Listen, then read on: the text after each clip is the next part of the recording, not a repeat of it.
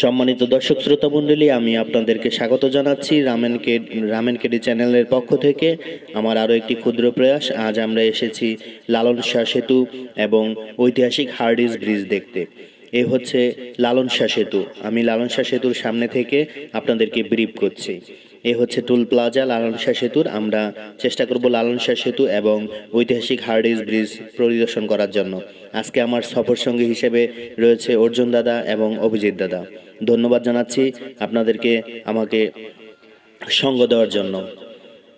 Hardinge bridge বাংলাদেশের পাবনা জেলার ঈশ্বরদী উপজেলার পাকশী থেকে কুষ্টিয়া জেলার ভেড়ামারা উপজেলা পর্যন্ত যুক্তকারী একটি রেল সেতু।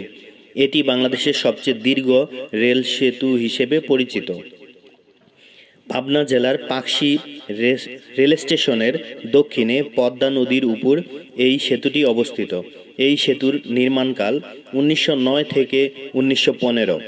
তৎকালীন ভাইসরয় লর্ড হার্ডিঞ্জের নাম অনুসারে এই সেতুর নামকরণ করা হয়।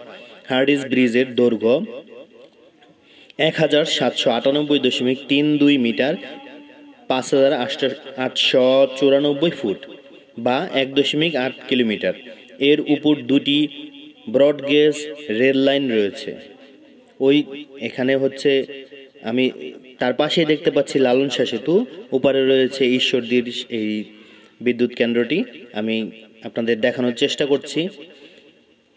1889 খ্রিস্টাব্দে তৎকালীন অবিভক্ত ভারত সরকার অসম, ত্রিপুরা, নাগাল্যান্ড ও উত্তরবঙ্গের সঙ্গে কলকাতার যোগাযোগ সহজতর করার লক্ষ্যে পদ্মা নদীর উপর ব্রিজ নির্মাণের প্রস্তাব করেন। পরবর্তীতে 1908 খ্রিস্টাব্দে সেতু নির্মাণের মঞ্জুরি লাভের পর ব্রিটিশ প্রকৌশলী স্যার রবার্ট গেলস সেতুটি নির্মাণের দায়িত্ব গ্রহণ করেন। 1909 খ্রিস্টাব্দে সেতু নির্মাণের সমীক্ষা শুরু হয়। 1910 থেকে 11 খ্রিস্টাব্দে পদ্মার দুই তীরে সেতু রক্ষার বাঁধ নির্মাণ হয়। 1912 খ্রিস্টাব্দে সেতুটির গাইড ব্যাংক নির্মাণের কাজ শুরু হয়। পাশাপাশি সেতুর গার্ডার নির্মাণের কাজ শুরু হয়। গার্ডার নির্মাণের জন্য কূপ খনন করা হয়। 24,000 শ্রমিক দীর্ঘ 5 বছর অক্লান্ত পরিশ্রম করে 1915 খ্রিস্টাব্দে সেতুটি নির্মাণ কাজ শেষ করে।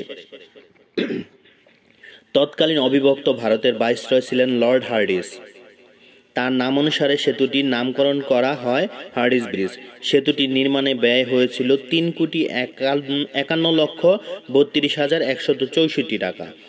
সেতুটির দৈর্ঘ্য 5,200 ফুট। ব্রিজটিতে 15টি স্প্যান আছে। 1971 খ্রিস্টাব্দে মুক্তিযুদ্ধের সময় সেতুটিতে বোমা ফেলা হলে 12 নম্বর স্প্যানটি ক্ষতিগ্রস্ত হয়। সেগুলো পরে মেরামত করা হয়েছে। হার্ডিঞ্জ ব্রিজ ঈশ্বরদী ভেড়ামারা সীমানায় পদ্মা নদীর উপর অবস্থিত। সেতুটি দিয়ে শুধু ট্রেন চলাচল করে। বাংলাদেশ রেলওয়ে সেতুটির রক্ষণাবেক্ষণ ও নিরাপত্তার দায়িত্বে রয়েছে। 2015 খ্রিস্টাব্দে এই হার্ডিঞ্জ ব্রিজ নির্মাণের শতবর্ষ পূর্ণ হয়। পাশে রয়েছে লালন শাহ সেতু এবং ওপারে রয়েছে রূপপুর বিদ্যুৎ কেন্দ্র। যাই হোক, আমি আপনাদেরকে দেখানোর চেষ্টা করি, বাংলাদেশের ইতিহাস ঐতিহ্য তুলে ধরার চেষ্টা করি। আমার চ্যানেলের নাম হচ্ছে বিডি রামেনকেডি।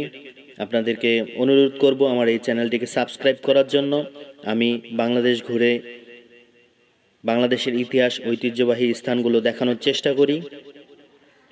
আমরা এখানে এসেছি, হার্ডিঞ্জ ব্রিজ দেখেছি, লালন শাহ সেতু দেখেছি এবং উপরে রয়েছে একটি বিদ্যুৎ কেন্দ্র, রূপপুর ঈশ্বরদী, সম্ভবত ঈশ্বরদীর একটি বিদ্যুৎ কেন্দ্র রয়েছে ওখানে।